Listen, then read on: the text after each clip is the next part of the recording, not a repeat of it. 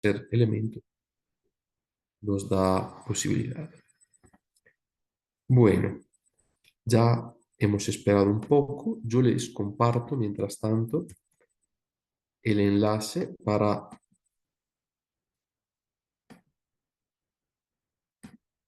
la oración de esta noche. Un querido saludo también a Felipe Andrés y a Carolina, que nos saludaron. Si por favor pueden ir al enlace que les puse en el chat, así que podamos hacer la oración inicial y empezar nuestra tercera sesión del curso.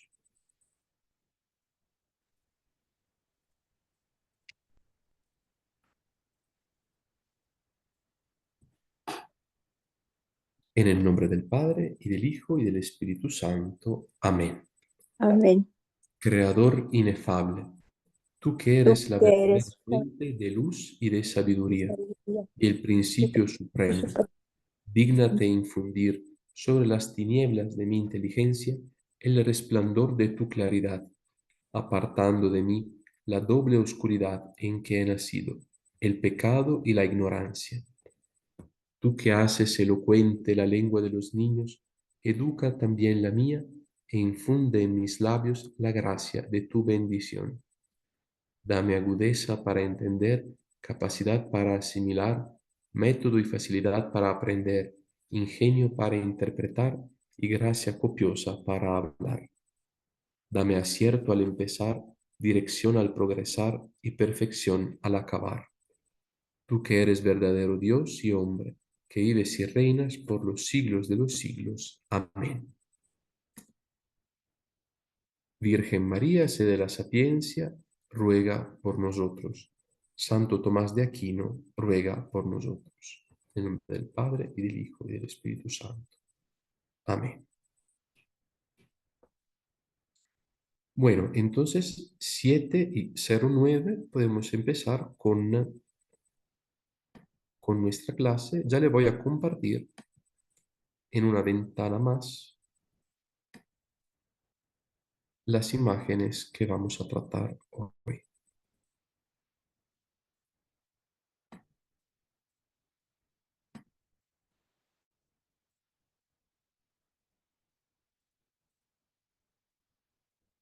Muy bien, empezamos desde El Ambón, lunes 17 de marzo de 2025, Universidad Santo Tomás.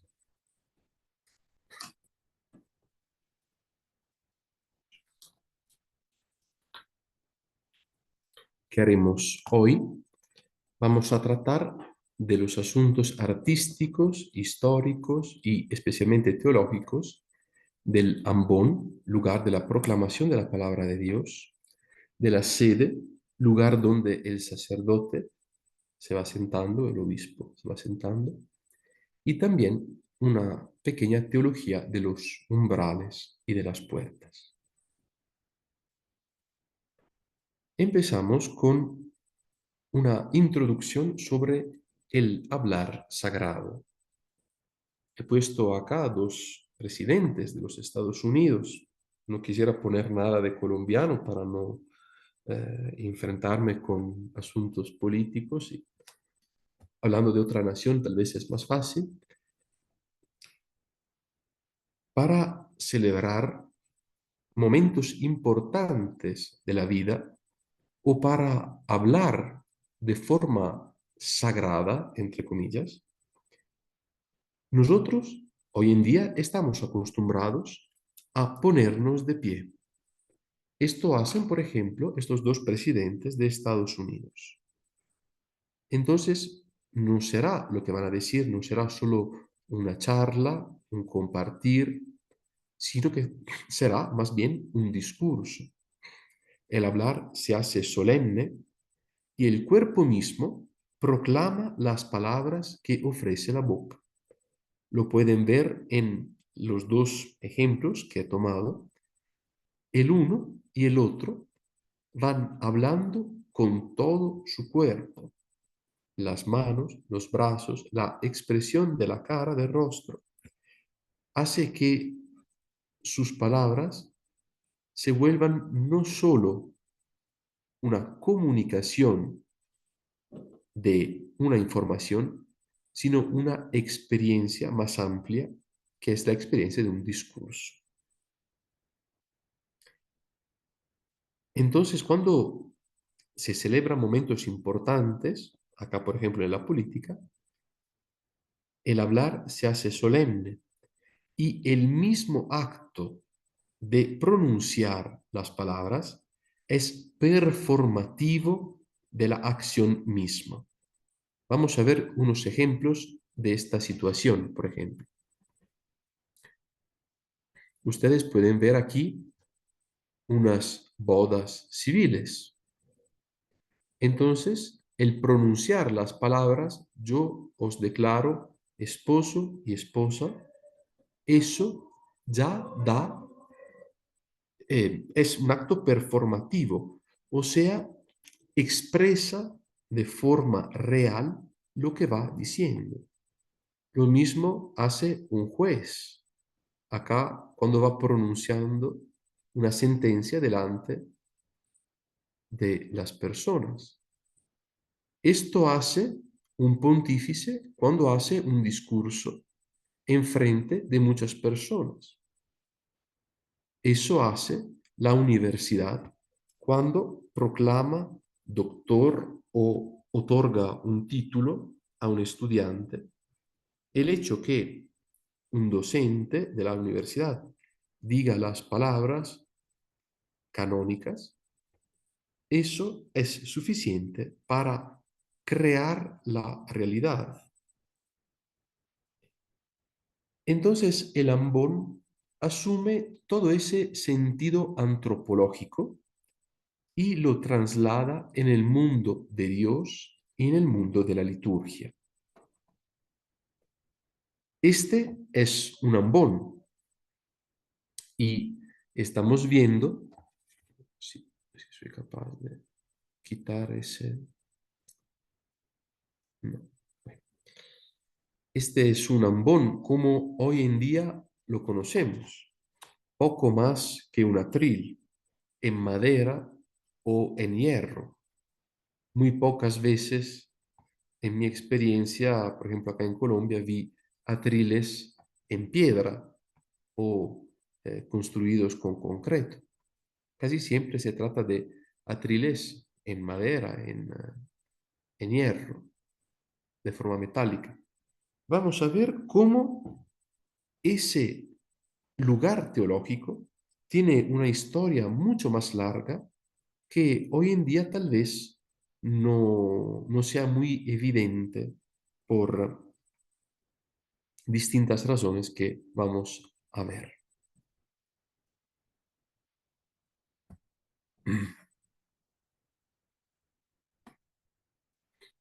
El ambón. Acá vamos a ver el actual ambón que se utiliza en la Basílica de San Pedro en Roma en las celebraciones litúrgicas. Aquí igualmente es poco más que una base con tres pequeñas paredes de madera y un pequeño atril. El ambón como lugar litúrgico está reservado, eso nos enseña la liturgia, para la proclamación de la palabra de Dios y para el anuncio de la resurrección. La primera vez que encontramos el asunto de leer en las asambleas litúrgicas cristianas es en ese texto escrito en el 215, que se titula Traditio Apostólica, la tradición de los apóstoles, nos atestigua la existencia de lectores y que estos lectores tenían un ministerio del lectorado que hoy en día sigue existiendo. Cipriano de Cartago, uno de los padres de la Iglesia, en la mitad del siglo III, nos habla de un ambón físico en una carta que él escribió. Bueno, ese texto de Cipriano de Cartago es la primera vez en que nosotros tenemos seguridad del hecho que existe un lugar para proclamar las lecturas. De forma muy probable, ahora lo vamos a ver, antes, de forma muy sencilla, la persona se paraba de pie y iba leyendo la carta de San Pablo, el Evangelio o otra lectura sagrada. Ya en el 250 después de Cristo existe un ambón físico. ¿Cuál es el sentido teológico del ambón como lugar teológico? Según Germano de Constantinopla, en un texto que se titula Historia Eclesiástica de Mística Contemplatio, de Mística Contemplazione, aquí tal vez es un error, o sea, Historia Eclesiástica sobre la contemplación mística, Germano de Constantinopla escribe eso. El ambón es ícono del Santo Sepulcro. El ángel rodó la piedra y se quedó allí, pues para anunciar la resurrección del Señor a las mujeres con la mirra. Entonces, Germano de Constantinopla nos habla del sentido místico y teológico del ambón. Si el altar es Cristo, el ambón es ícono del Santo Sepulcro, es imagen del Santo Sepulcro de Jesús. Y nos recuerda especialmente el lugar del anuncio del ángel hacia las mujeres el día de Pascua, el día de la resurrección.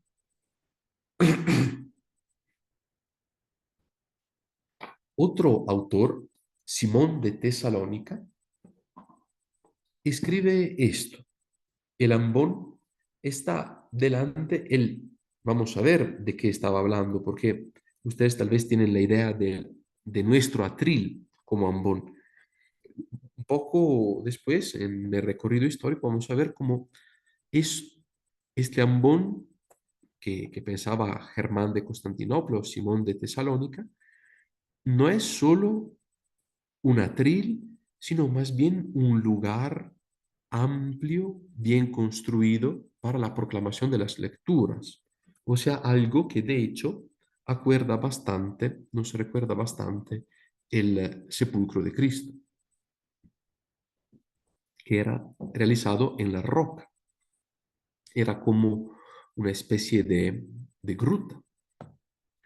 Entonces Simón de Tesalónica dice, el ambón está delante de las puertas del monumento, mostrando a la puerta del monumento la piedra invertida, la piedra que habían colocado delante de la puerta del sepulcro que había sido quitada.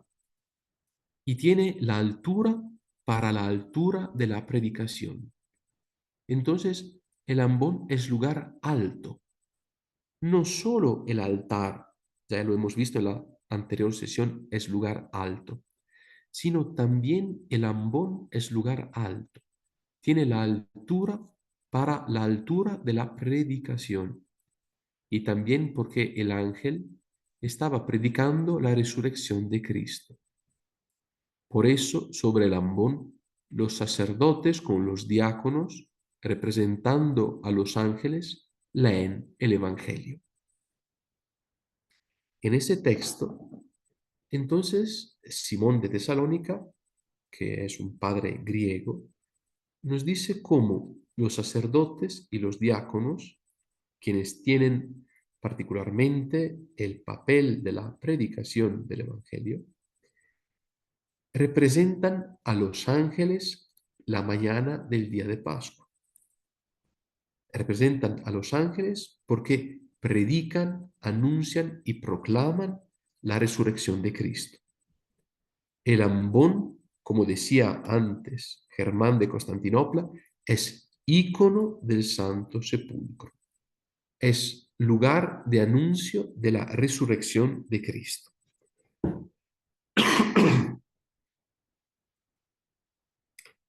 El ambón nace como lugar y no como objeto. Entonces, mejor que hoy en día nuestros ambones muchas veces son poco más que atriles, mientras que el ambón antiguo nace como un lugar y un lugar teológico. Acá en la imagen pueden ver un ambón romano en la iglesia de San Clemente en Roma y es fácil acá ver el sentido del nombre ambón. Tiene dos posibles explicaciones, dos posibles etimologías. La primera es desde el verbo griego anabaino, entonces ambón de anabaino. Anabaino significa subir, entonces ambón es lugar elevado sobre el cual se sube. Acá pueden ver de forma muy clara cómo este sea el piso del templo y para subir al ambón hay que pasar por una escalera. O también ambón puede derivar de una palabra latina que es ambos y significa dos. Dos porque habían dos escaleras, una por aquí, pueden ver, y otra por aquí. Entonces el ambón es un conjunto de estas dos escaleras, una para subir y otra para bajar. Entonces el término ambón tiene estas dos etimologías. La primera, lugar elevado sobre el cual se sube, de anabaino, del griego anabaino, o también dos escaleras, ambos, para subir y bajar del podio. Ese podio tantas veces era colocado en el centro de la asamblea. Vamos a ver entonces un pequeño recorrido histórico sobre el desarrollo de los ambones en la historia de la liturgia, la historia de los templos cristianos y del culto católico. Bueno,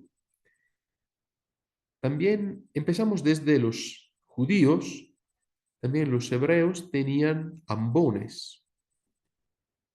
Cuando ustedes escuchan de Nehemías, que luego de la reconstrucción del segundo templo, empieza todo el trabajo litúrgico de la consagración del templo.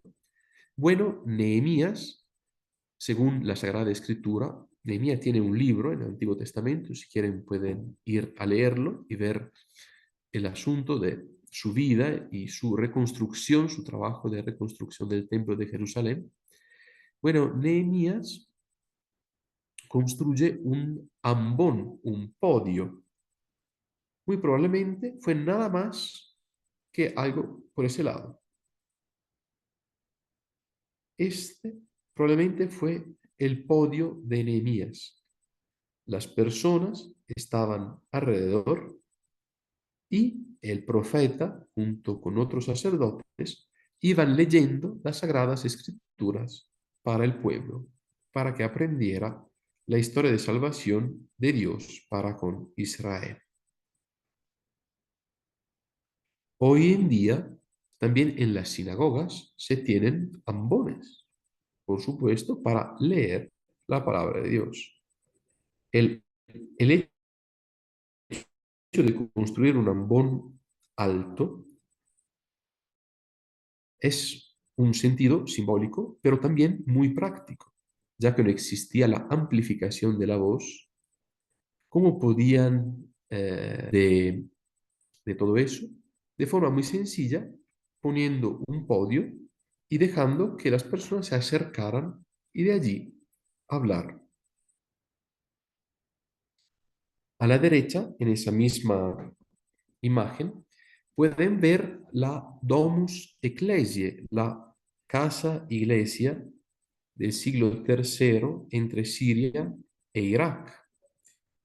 Es yo ya les presentaba ese lugar arqueológico muy importante, es tal vez el primer templo cristiano que se ha conservado en los siglos y que nos ha llegado hoy en día.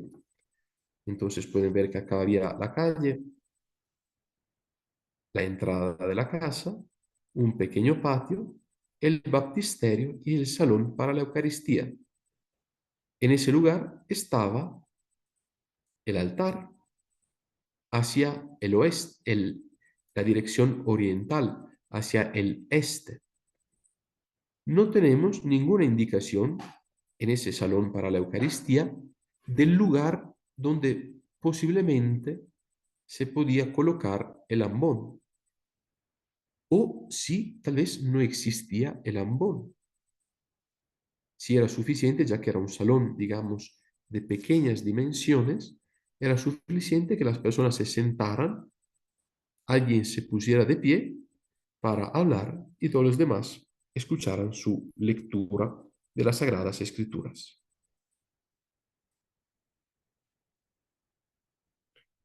Llegamos a las iglesias griegas, varios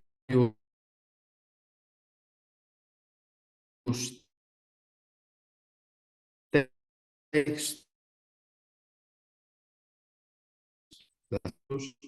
antiguos, estamos en el siglo cuarto, quinto, sexto después de Cristo. Estos textos hablan de un lugar elevado sobre el cual el lector y el diácono suben para las lecturas y para el Evangelio. Un concilio menor se llama un concilio particular, digamos, de un regional, un concilio regional, el concilio de Laodicea, en la antigua Asia Menor, en el 364 después de Cristo, prohíbe a cualquier persona que no sea lector o ministro sagrado subir al ambón o ingresar a ese lugar, ya que es reservado a la palabra de Dios. Gregorio de Tours, San Gregorio, nos comenta en un texto escrito por él que en su iglesia el ambón era construido en mármol, con un podio elevado por 4 escalones y sostenido por varias columnas. En estas imágenes pueden ver una reconstrucción a su izquierda y una planta, una imagen desde lo alto de una iglesia griega. Ven que el altar estaba posicionado hacia el este, atrás de una cortina que luego se volverá el iconostasis de las iglesias ortodoxas. Luego, un enorme monumento acá en el centro que tiene alrededor de él los ambones. Pueden ver aquí que hay las 2 escaleras y un pequeño pasillo para del ambón ir hacia el altar. Acá alrededor se colocaban lámparas, cirios y velas, y las personas se acercaban aquí para escuchar la palabra de Dios y las lecturas sagradas. Los coros se colocaban en los lados y cuando el obispo se sentaba en estas solemnes celebraciones, se sentaba acerca del ambón, aquí abajo. Había la silla para el obispo, para que él también pudiese escuchar la palabra de Dios y entenderla, para luego predicarla al pueblo de Dios. En Santa Sofía, en Estambul, construyeron un ambón que era una obra de arte. Fue construido por el emperador Justiniano en mármol, oro, marfil y piedras preciosas, con columnas sobre el ambón, dos escaleras, dos niveles. De ese ambón hoy en día no queda nada, ya que los turcos, cuando conquistaron Istambul, Constantinopla, transformaron Santa Sofía, Hagia Sofía, en mezquita y remodelaron el interior del templo según sus necesidades de su religión, según las necesidades de los musulmanes. Venimos pues a las iglesias romanas o de estilo romano. Ya vieron esta imagen a la izquierda. Son dos posibilidades de las basílicas. Esta que voy subrayando es la forma africana. Por ejemplo, la catedral de San Agustín de Hipona era realizada según ese esquema, mientras que las iglesias de Roma, por ejemplo, el Vaticano, el Letrán y demás templos, eran realizados por lo general con ese estilo. El altar no estaba en el centro, como por Agustín, sino aquí. Acá se ponía la sede del obispo y de los sacerdotes, y acá se ponía en la foto de la derecha un templo, una basílica romana que se ha salvado en los siglos y que sigue con esa estructura de basílica romana. Acá atrás pueden ver, por Dios, el lugar donde se va a sentar el obispo. Este es el altar con un amplio ciborio bajo 4 columnas, y este lugar es el coro. Este lugar es el coro. Acá se sentaban los músicos y los cantores de las misas. Y un primer ambón y un segundo ambón. Pueden ver que en los dos estilos, africano o romano, los ambones eran siempre dos. Uno para leer las lecturas, las cartas de los apóstoles, y el segundo más alto para los evangelios. Entonces se creó como un recinto acá en el centro del templo para los músicos y los cantores. Luego, acá va a surgir el coro de los monjes y de los frailes. Cuando en la Edad Media los monjes y los frailes se encargarán del cuidado de los templos, ellos se pondrán acá en el centro para cantar el oficio sagrado, laudes, vísperas y demás oraciones. Un ambón a la izquierda y otro ambón a la derecha alrededor del coro. Este era el estilo de las basílicas romanas. Bueno, llegamos en la Edad Media y siempre más los ambones se desarrollan, crecen, se amplían, se vuelven obras de arte magníficas. Este que pueden ver a la izquierda es un ambón italiano realizado para un templo de estilo románico, digamos, más o menos la primera parte de la Edad Media, y especialmente en los lugares del mar Mediterráneo. Es una torre prácticamente. Les puedo decir que esa estatua tiene la medida de una persona, así que pueden ver que se cuentan como 2 o 3 personas como altitud para subir al ambón. Eran lugares altos con las historias bíblicas alrededor y desde ese atril, con forma de águila, se leían las lecturas. A su derecha, más bien, ven un ambón gótico. Entonces, Francia, Alemania, Inglaterra, desde el siglo XII-XIII en adelante. Acá también el ambón es muy grande, muy amplio. Pueden ver la diferencia con estas sillas, que son pequeñitas, con la escalera siempre para subir al ambón, lugar rico artísticamente decorado.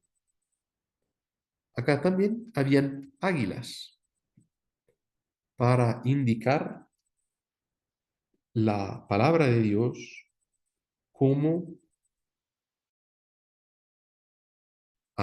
como sabiduría, fuerza y potencia en la conversión. El águila era elegida como el animal de la palabra de Dios, el animal que anunciaba la palabra de Dios.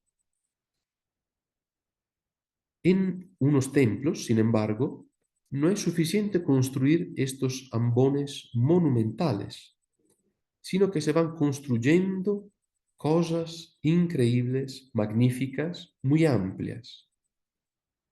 Estas son iglesias, esta es en Francia, en París, y esta en Inglaterra. Acá atrás pueden ver el altar. Ese se le dice pérgula y es la versión católica, digamos, de la iconostasis de los ortodoxos. Y acá arriba una galería donde se colocaban los lectores. Y arriba la cruz con la Virgen María y San Juan. Igualmente, a su derecha, esta imagen desde un templo en París. Ustedes pueden ver acá abajo un altar nuevo y un ambón nuevo, pero estos son, los pusieron aquí luego del Concilio Vaticano II. El altar antiguo está acá atrás, escondido. Todo este conjunto era un enorme ambón, enormes, la cruz siempre, y una galería amplia donde se colocaban los lectores para anunciar la palabra de Dios. Estas estructuras tienen un nombre en francés que es UB. ¿Por qué? Porque el lector, eh, antes de subir, pedía al sacerdote o al obispo la bendición. Y en latín, esa petición de bendición se dice Iube Domine benedicere. Por favor, Padre, que me bendiga. Entonces, desde la primera palabra, Iube, se pronunciada a la francesa, se dijo Iube a estos lugares.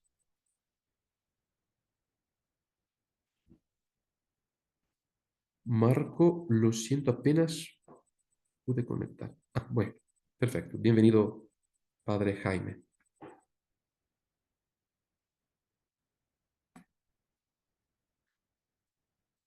Estos entonces se le dicen Yube, Yube. Sin embargo, ustedes pueden ver que estos ambones enormes, magníficos, muy decorados, muy lindos, sin embargo, se volvían estructuras que no favorecían la visión del altar. Finalmente, el altar estaba acá atrás o acá al fondo, muy lejos de las personas. Y si las personas podían escuchar bien la palabra de Dios a través de estos UV, sin embargo, se les quitaba la visión de la celebración de la misa. Así que, con el Concilio de Trento, en la mitad del 1500, se dispuso eliminar estos Yubé. Se prefirió que las personas pudiesen ver el altar. Entonces, desde el siglo XVI, desde el 1500, no se pudo construir ningún ambón tan grande, tan enorme, que pudiese quitarle la visión de los fieles hacia el altar. ¿Y qué se hizo? Se construyeron otras tribunas que tienen como nombre púlpito. Vamos a ver una imagen de púlpito.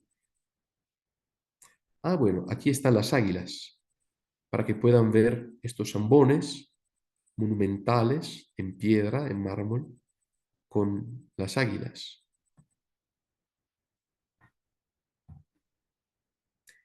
¿Qué se hizo? Entonces el ambón se colgó, podemos decir, en una columna y se creó lo que se le dice el púlpito. En muchos templos coloniales, ustedes pueden ver acá en América Latina estos púlpitos. Es la forma del ambón más común luego del Concilio de Trento, ya que el cristianismo en Italia, en América Latina, llegó luego, más o menos, del Concilio de Trento, y muchos templos recibieron estas indicaciones canónicas tridentinas. La gran mayoría de los ambones en los templos coloniales son de esa forma, son púlpitos en una columna, se le coloca una especie de concha y un techito y siempre una cruz. Acá en esa pintura a la derecha pueden ver el templo de Notre-Dame de París, en Francia. Aquí está el altar mayor al fondo, con la Virgen María. Y acá está ese enorme ambón, ese enorme púlpito, con el padre Lacordaire que va predicando. Bueno, ¿qué pasa? Con el Concilio Vaticano II se ha dispuesto una mayor lectura de la palabra de Dios, una transformación de la misa del latín a los idiomas modernos, castellano, inglés, francés, alemán, demás idiomas. Sin embargo, en la transformación de nuestros templos, y ustedes pueden pensar al ambón de sus parroquias o del templo donde van a la misa, muchas veces esta es la imagen de la primera misa que el Papa San Pablo VI, está aquí atrás, celebró en italiano. La celebró en una parroquia de Roma. Entonces pusieron un altar postconciliar, acá atrás el Papa con sus sacerdotes y demás colaboradores, la cruz y el ambón, que es más o menos el ambón como lo conocemos ahora en nuestra experiencia, poco más que un atril. Ustedes ven que si el Concilio Vaticano II subrayó muchísimo el valor de la palabra de Dios, la necesidad de leer la palabra, de comentarla, de escucharla, de rezar con ella, amplió bastante las lecturas bíblicas en las misas. Antes había eh, un solo eh, libro para todas las lecturas, ahora tenemos muchos leccionarios, muchas posibilidades para las lecturas. Sin embargo, hoy en día el ambón queda muy sacrificado. Piensen en sus parroquias, muchas veces no es nada más que un atril colocado al lado del altar, un micrófono, un atril y el libro para las lecturas. Mientras que hemos visto que el ambón, a nivel histórico y teológico, no es el atril, no es un objeto, sino que es un lugar. Precisamente el ambón es el monumento de la resurrección. El ambón es el monumento de la resurrección. ícono de la resurrección del Señor, decía Germán de Constantinopla. El ambón, a nivel litúrgico, es el lugar para la proclamación de la palabra de Dios. Y es una proclamación pascual, nos dice la liturgia, una predicación de la gracia. No es la predicación de la condenación y del infierno. Claro, a las veces es necesario también hablar del infierno, hablar de las posibilidades de perder nuestra vida. Y sin embargo, la proclamación del ambón es pascual, una predicación de la gracia. En la introducción del misal romano número 309, se lee que la importancia de la palabra de Dios exige que haya en las iglesias un lugar desde el cual se anuncie y hacia el cual durante la liturgia de la palabra espontáneamente se dirija la atención de los fieles. ¿Mm? Ven que el misal dice que se necesitaría algo más que un atril. Entonces, el ambón es un lugar elevado, estable, bien cuidado, convenientemente decoroso.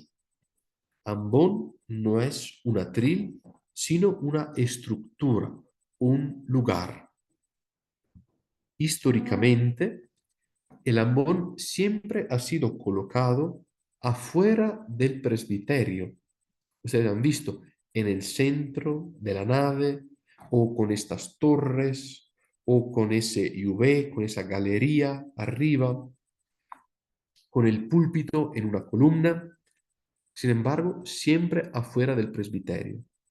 Solo después del Concilio Vaticano II se ha puesto tan cerca del altar y en un grado único se le ha colocado todo, el sagrario, la sede del sacerdote, el altar, el atril, todo. Y desde una perspectiva teológica, tal vez no es una buena aplicación del concilio, porque el concilio dice que hay que valorar el ambón, que tiene que ser un lugar importante donde anunciar la palabra de Dios, anunciar la resurrección. No es solo un atril, que para nuestra facilidad es a 1 metro o 2 del altar. Bueno, este es un poco el asunto del ambón. Seguimos con el segundo tema de esta noche, que es propiamente la sede del obispo y del sacerdote.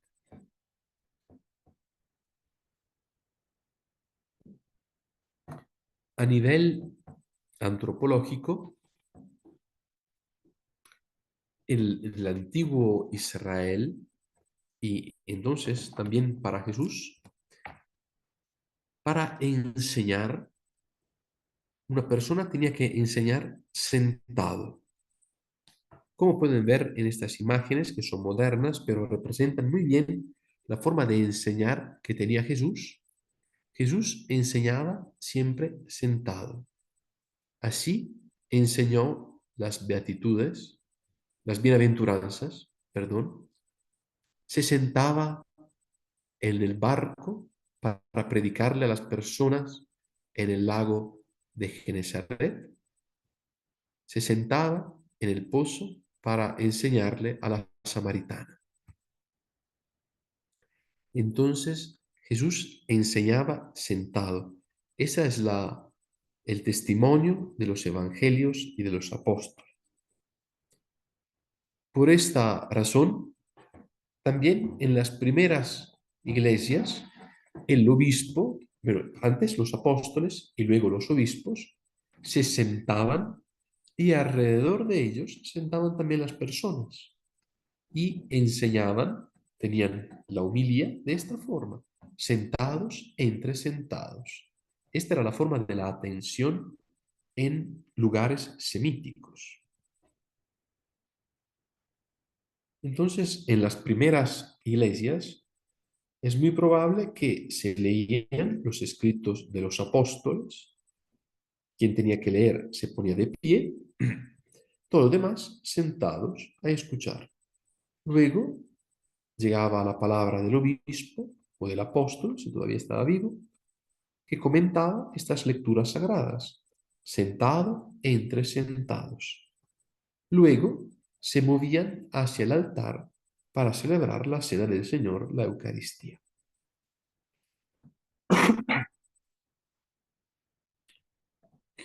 En unas iglesias romanas existe todavía hoy en día una forma de reverencia para la sede, para la silla. Es una silla vacía. Esa forma de representación tiene el nombre de etimasía, es un nombre griego y que representa una silla enorme, una sede, tal vez velada por los ángeles, y arriba una cruz, arriba una cruz. A las veces los evangelios, aquí por ejemplo la paloma del Espíritu Santo. Es una silla, una sede vacía. Etimasía en griego significa preparación. Es una silla vacía preparada que está esperando a Jesús, que Jesús regrese. Es una imagen muy linda de la esperanza cristiana. Ya todo está listo para que el Señor llegue. Ya todo está listo porque el Señor pueda tomar asiento, sentarse con nosotros y anunciarnos su palabra. Es una forma interesante, muy antigua, desde la cultura griega, acerca de la sede del sacerdote y del obispo. Ustedes si van en Roma, este es el altar de la confesión, pueden ver todo ese enorme monumento, es muy conocido el Espíritu Santo, este monumento enorme realizado por Bernini, un gran escultor del siglo XVII italiano, y todo ese monumento está alrededor de este, que es la silla, la sede de Pedro, de Pedro, perdón, la sede de Pedro, de San Pedro, del apóstol. Y también otra escultura que se venera especialmente el día de la fiesta de la cátedra de San Pedro, es una escultura de época medieval, con San Pedro.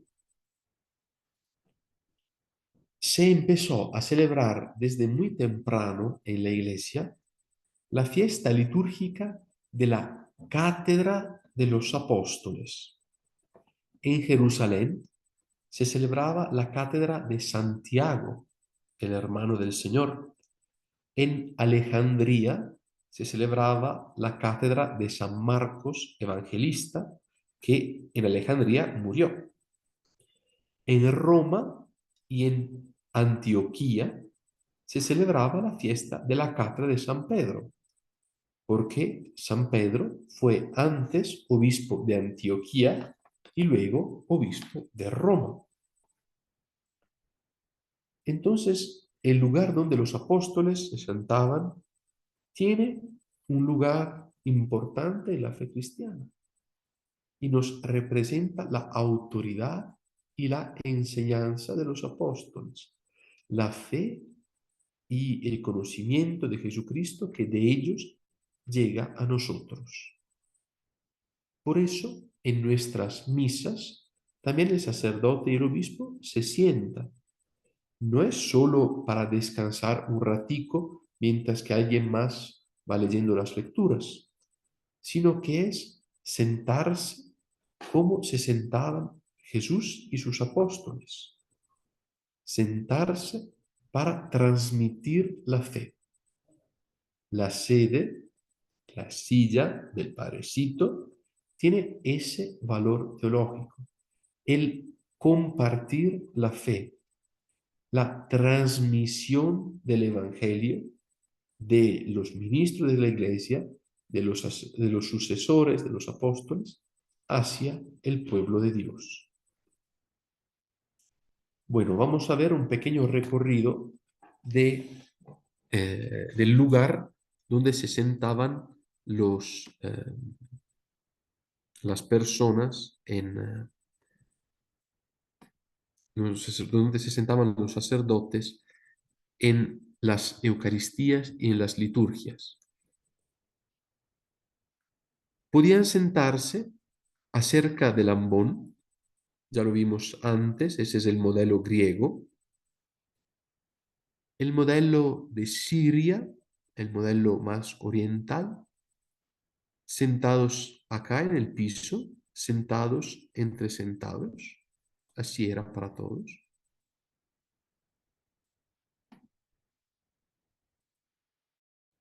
O también otro modelo griego era este que se le llama syntronon. Syntronon. Prácticamente, acá pueden ver dos miradas, no es el mismo templo, pero son estilos muy parecidos. Acá de un lado, acá del otro. Prácticamente esta es la puerta, esta era la nave del templo, el altar con su ciborio, con sus columnas, y acá se sentaba el clero y el obispo en el centro y el clero alrededor. Acá igualmente, viéndolo del otro lado, el altar acá abajo, el trono para el obispo, la sede episcopal y el lugar para sus sacerdotes y sus diáconos. Ese síntronon era típico de las iglesias catedrales. En griego, sede, silla, se dice cátedra. Así entienden por qué unas iglesias nosotros las llamamos catedrales. Es la iglesia donde se encuentra la silla, la cátedra, la sede del obispo, o sea, del sucesor de los apóstoles. La iglesia catedral tiene entonces este valor, el lugar de custodiar la transmisión de la fe a través del signo de la cátedra, de la sede episcopal, y del conjunto del presbiterio. Miren cuántos sacerdotes podían sentarse acá alrededor, todo el espacio reunidos con su obispo, podían predicar y anunciar el Evangelio al pueblo de Dios. Este es el sentido teológico de la sede, lugar de la transmisión de la fe, lugar de la predicación. Vamos a ver la forma romana en las basílicas romanas. Acá otra vez la imagen eh, africana de la Catedral de San Agustín, con el altar en el centro, el coro con los dos ambones y la cátedra episcopal y el syntronon para los presbíteros. El modelo romano con el altar, la cátedra y el coro acá adelante. Sin embargo, se dieron cuenta muy temprano, con este modelo romano, que si el Papa se sentaba acá atrás, había muy poca comunicación con el pueblo de Dios. Por eso tenían mucha dificultad en el hablar a las personas, en el predicar a las personas. Por eso pueden ver en esa pintura que se encuentra en el Vaticano una representación de la antigua Basílica de San Pedro antes de la remodelación, de la reconstrucción actual que todos conocemos. Pueden ver en la antigua basílica, acá es el altar, esta es la iconostasis con estas columnas y acá en el centro habían puesto la sede para el Papa y ven que todas las personas estaban atrás del Papa escuchando su celebración y su liturgia. Esta era la forma. tenía el Papa una sede, una cátedra allá al fondo, pero también otra más cercana para las personas, para comunicar con ellas. ¿Qué pasa? En la Edad Media, el altar se empuja más y más hacia el fondo de la nave, hacia el presbiterio. Eso también, acá lo pueden ver, por los vitrales, que es el gran gusto del arte gótico. Entonces, si el altar se va poniendo en el fondo, ¿dónde se puede colocar la cátedra que antes estaba exactamente en ese lugar? Al ladito. Esta es una cátedra episcopal. Pueden ver, más sencilla, en madera.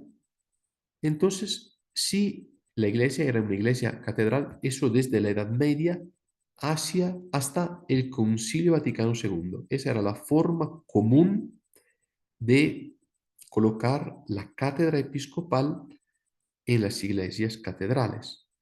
El altar al fondo y la cátedra episcopal a la izquierda.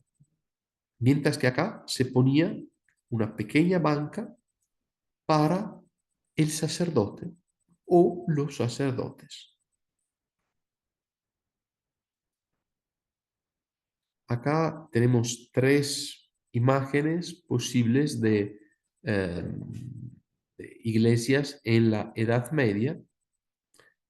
Entonces pueden ver el altar siempre acá en el fondo y el coro acá adelante. También es otra forma. Ven que pueden encontrar el Yubé que les había explicado antes, ¿no? El Yubé es este. Esa galería para pronunciar y anunciar la palabra de Dios, un ambón muy elevado, muy elaborado. Entonces acá se ponían muchas veces los monjes, los frailes, y podían el obispo sentarse aquí, o aquí, o aquí también. La forma tridentina más común, sin embargo, fue esta.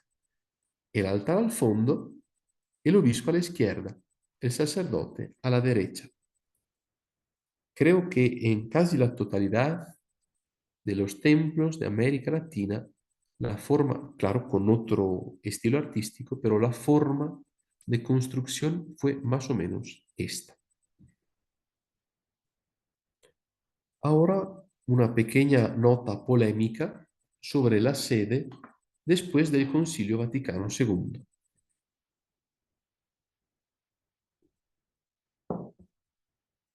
Pueden ver en la imagen que les presento el presbiterio de la Catedral de Bogotá, la Catedral Primada de Colombia. Bueno, el Concilio Vaticano II, vamos a ver sí. No, bueno, antes hablamos de la teoría y vamos luego a ver la práctica. Acá en la imagen ven al Papa Francisco en la Catedral de San Juan de Letrán, en Roma, que es la Catedral del Papa. Esta es la cátedra del Papa, del Santo Padre, Papa Francisco. ¿Qué dice la teología posconciliar? Y yo, por supuesto, la comparto. La tarea de quien se sienta en ese asiento, que es la cátedra, es la tarea de la presidencia litúrgica. Hermano entre hermanos, el obispo, el papa, el sacerdote, hermano entre hermanos, ha sido elegido por la Iglesia y antes por nuestro Señor para ser el reflejo y el signo de la presencia de Cristo, cabeza del cuerpo que es la Iglesia. La presencia de Cristo en la asamblea allí reunida, que es manifestación, y él mismo es parte del cuerpo de la Iglesia. Entonces, la función del sacerdote, del obispo, del papa, del cardenal, es esta: guiar la oración litúrgica, transmitir la fe, anunciar la palabra de Dios, predicar el Evangelio. y lo hace desde la sede, que nos recuerda la posición que asumía Jesús para enseñar y para predicar a las personas. Ustedes pueden leer en muchos lugares del Evangelio, y Jesús, tomado asiento, habló así, diciendo, y Jesús, sentado, se puso a enseñar. Este es el sentido teológico de la sede y de la cátedra del obispo. Bueno, el Concilio Vaticano II ha subrayado bastante la idea del sacerdote, del ministro ordenado, del obispo, del papa, al servicio de la Iglesia. Representa a Cristo para servir a sus fieles. Por eso es hermano entre hermanos. Pues bien, vean ahora, con esa nota polémica, cómo en muchos templos se ha arreglado la sede del sacerdote o del obispo. Regresamos a la Catedral Primada de Colombia. Antes, acá se tenía el altar más alto y la cátedra episcopal estaba acá, a la izquierda. Ahora el altar lo pusieron más abajo y la sede de aquí la colocaron acá, central y más alta que el altar. Así que Monseñor, cuando el cardenal José Luis Rueda, primado de Colombia, cuando celebra la Eucaristía de forma solemne en su catedral, está sentado más alto que el altar. Pero piensen en muchos de sus templos, de sus parroquias que ustedes conocen. Han realizado la misma conformación. El altar delante, más bajito, y atrás la sede alta para el obispo, para el clero. Así que el clero sentado queda más alto que el altar del sacrificio de nuestro Señor. Así que el altar tiene que ser bajito para dejar a las personas mirar a Monseñor. Yo creo que esta sea una aplicación muy incorrecta, lastimosamente muy frecuente, de la reforma litúrgica. La liturgia nos habla de la sede como lugar de enseñanza y lugar de transmisión de la fe, lugar también de humildad, porque el ministro de Dios queda hermano entre los hermanos. Todas estas realizaciones, adaptaciones, yo creo que antes o después tendremos que modificarlas y arreglarlas de otra forma, porque la sede no puede ser más alta que el altar, que es el lugar alto, por supuesto, y tampoco puede ser central, quitándole el espacio y la luz al altar. Bueno, tengo todavía 10 minutos para hablarles de los umbrales. Las puertas, los lugares para ingresar al templo, a la parroquia, a la basílica, a la catedral. Portones, alzad los dinteles, que se alcen las puertas eternales. Va a entrar el Rey de Gloria, cantan los salmos.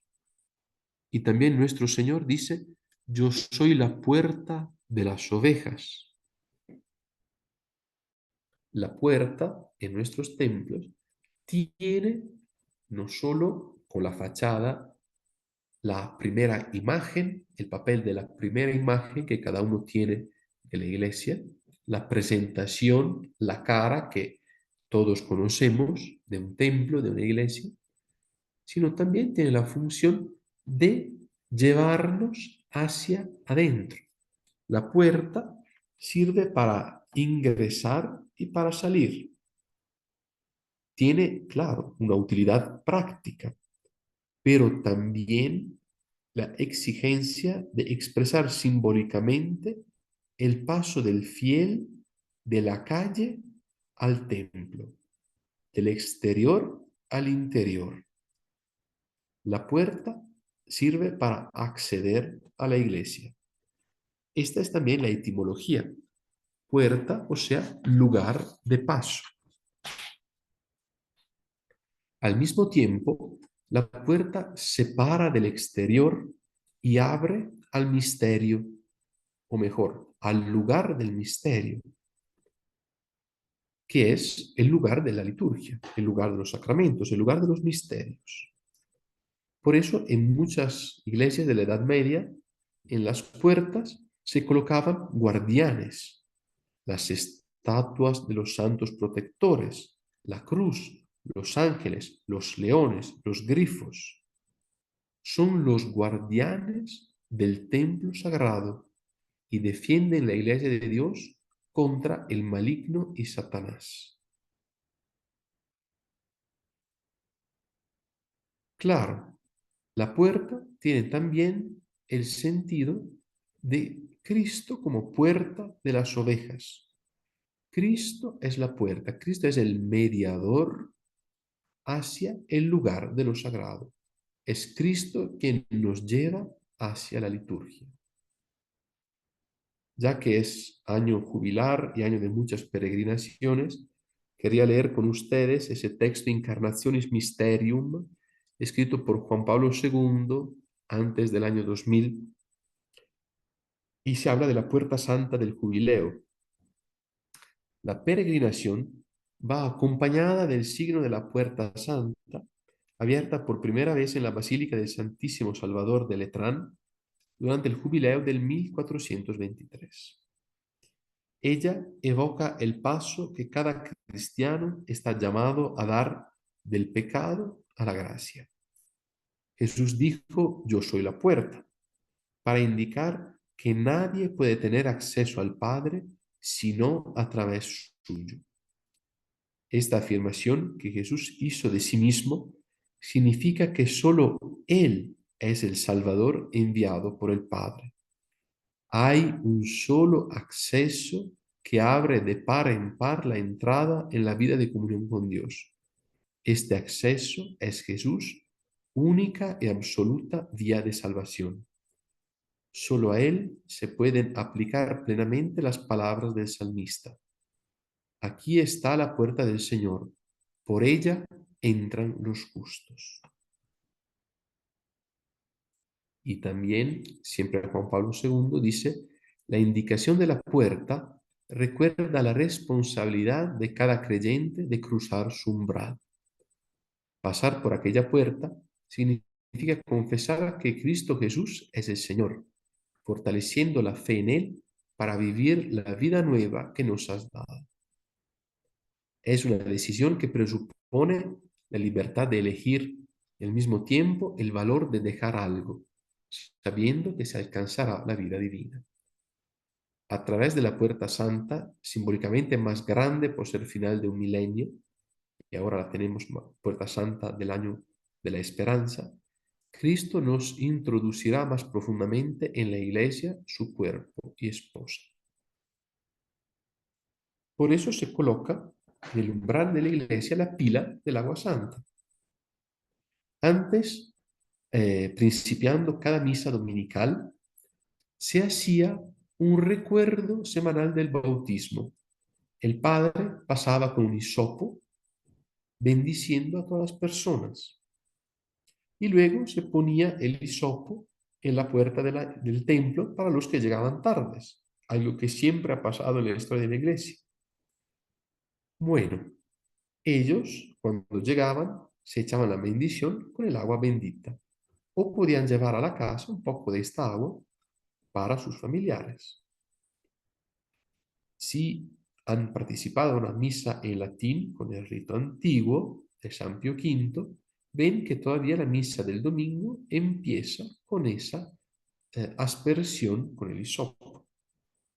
Bien, poco a poco, ese hisopo se ha transformado en una pila del agua santa, a las veces como forma de concha, otra vez como forma de pequeña pila bautismal, que se coloca donde la puerta. Claro, hay que acordarnos que este agua bendita es signo de nuestro bautismo, de nuestra consagración a Dios, y no es solo un elemento de bendición o un elemento que me va protegiendo de Satanás. No es algo mágico, sino que es el recuerdo de nuestro bautismo. Bueno, hasta aquí he llegado. Quisiera escucharlos. Si tienen otras preguntas o otros asuntos, yo estoy aquí para escucharlos y ver si tienen dudas, preguntas, asuntos que quieren profundizar. Estoy a su disposición.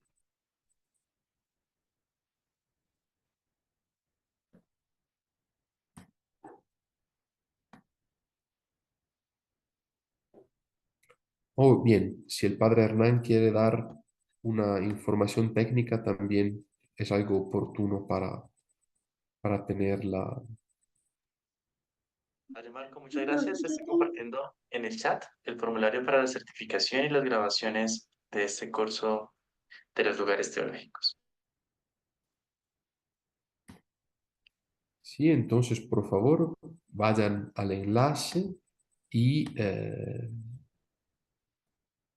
vayan llenando el formulario para que tengamos los datos para enviarles la participación de ese curso. Perdón, yo tenía una pregunta Claro, sí, señora. con respecto a la ubicación de la sede. Ujú. Pasa que en algunas ocasiones, cuando tenemos celebraciones con el obispo, él pide que la sede se coloque delante del altar junto a otras dos sillas para que los concelebrantes también puedan ubicarse en esa posición. Entonces, ¿esto no es correcto? Bueno, entonces, digamos que, como les he indicado, hay muchas posibilidades en la historia de la Iglesia. O sea que yo nunca he tratado de utilizar esa palabra correcto, incorrecto. No existe una forma perfecta y totalmente correcta de colocar el altar, el ambón, la sede, la pila bautismal del sagrario. Existen diferentes posibilidades. Cada una tiene ventajas y desventajas. La opción que escoge el obispo de la señora Lucía es viable y es posible.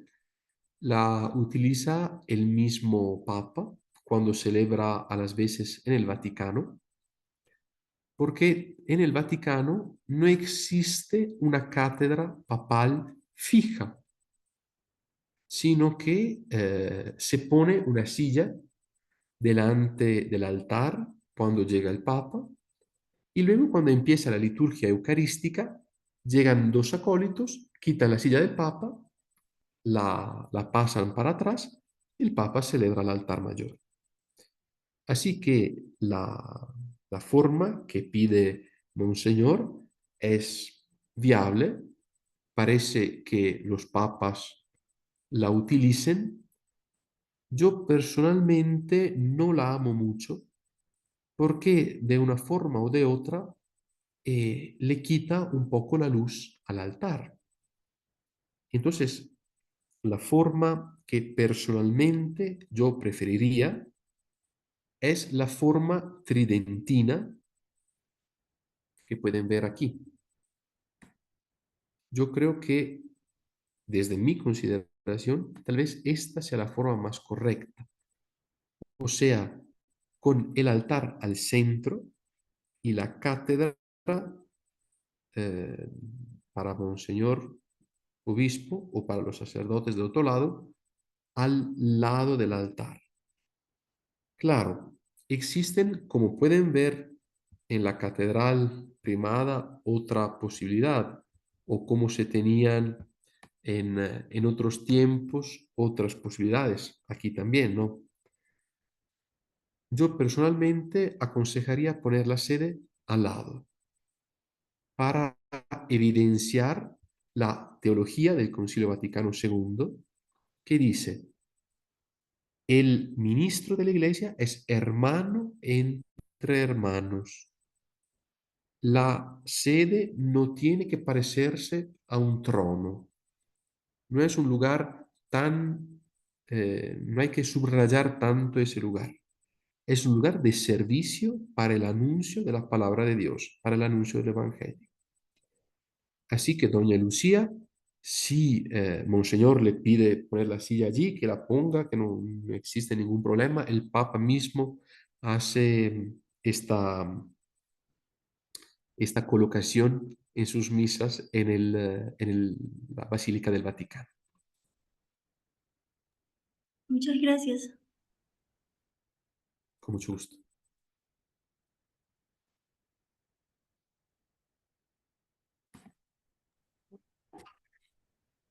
Fray Marco, buenas noches. Muy buenas noches. ¿Con quién tengo el gusto? Olga Regina Garzón. Ah, muy bien. Oiga, ¿qué más? ¿Cómo estás? Una consulta. ¿De quién depende impulsar que la sede y que lo que nos explicaste que de alguna forma tiene, llamémoslo, una incongruencia o podría tener una forma de mejorarse? ¿De quién depende impulsar esto para que se hagan esos ajustes? Yo entendería que, pues, que tiene que ser un concilio o algo por el estilo, pero ¿quién lo impulsa? ¿Los fieles, los sacerdotes? Claro. Y mira, por lo general, en un concilio nunca se habla de estos asuntos. Y no, las personas no son los obispos están ocupados por otros problemas y nunca hablan de las formas de sus templos. Claro, los concilios dan pautas teológicas. Por ejemplo, yo les hablé de la teología del altar, de la teología del ambón, de la teología de la sede, de la teología del umbral. Esta es una tarea conciliar, o sea, subrayar una comprensión del misterio de Cristo apropiada por nuestros tiempos. Leer la tradición, la Sagrada Escritura, los padres de la Iglesia, el magisterio, y sacar de ese depósito, depositum fidei, de ese conjunto de nuestra fe, las indicaciones más oportunas para los fieles. Entonces, el concilio se preocupa de la teología general. Luego, existen muchas posibilidades de aplicación. Eso depende mucho, uno, de los sacerdotes. Y, perdóname, ahora el padre Hernán tal vez no sea muy feliz, pero muchas veces de la pereza de los sacerdotes. Me perdonen por esta expresión, pero ustedes se dan cuenta que ahora, por facilitar al padre que celebra, hemos vuelto el conjunto de los lugares litúrgicos todos amontonados del uno sobre el otro. El altar, el sagrario, el ambón, la sede, la pila bautismal, cualquier cosa está en el presbiterio. Hemos acentrado allí un poco todo. Es una forma, claro, lícita, no es un pecado, no es nada fundamental, pero tal vez un estudio de la liturgia y de su historia nos permite ver cómo distintos modelos pueden ofrecernos otras indicaciones, otras sugerencias. ¿Qué hacer para modificar las cosas? Mucho depende de los sacerdotes que tienen el cuidado de los templos. Mucho depende también de los artistas. En distintas épocas, el desarrollo de las artes ha llevado una mejor comprensión de la fe cristiana. Entonces, han visto que a las veces construían dos ambones en el centro donde el coro, a las veces una torre, a las veces lo colocaban como columna. existen distintas formas, depende mucho de los artistas y de las ideas que ellos quieren compartir. Por eso la tarea de los artistas es tan importante. Y por eso hay que hacer una inversión en el arte sagrado, porque es una forma de catequesis y de comprensión del misterio de la fe que es más importante de tantas homilías. Porque la homilía uno la puede olvidar, pero la belleza del arte, esa queda en el corazón. Es una forma de transmisión de la fe muy importante. Así que, según las culturas, según los artistas, según las indicaciones de los sacerdotes que van construyendo los templos, existe en la historia ese desarrollo de los lugares teológicos. Tal vez yo creo sobre el asunto, ya ha estado un poco polémico, pero sobre las aplicaciones del Vaticano II, ¿no? ¿Entienden? El concilio dio unas pautas y nosotros tantas veces aplicamos otra cosa. Bueno, tal vez es posible que sea necesario un poco más de tiempo para llegar a una comprensión mejor de las indicaciones del Vaticano II. Eso,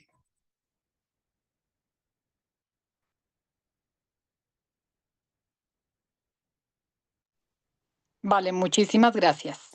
con gusto.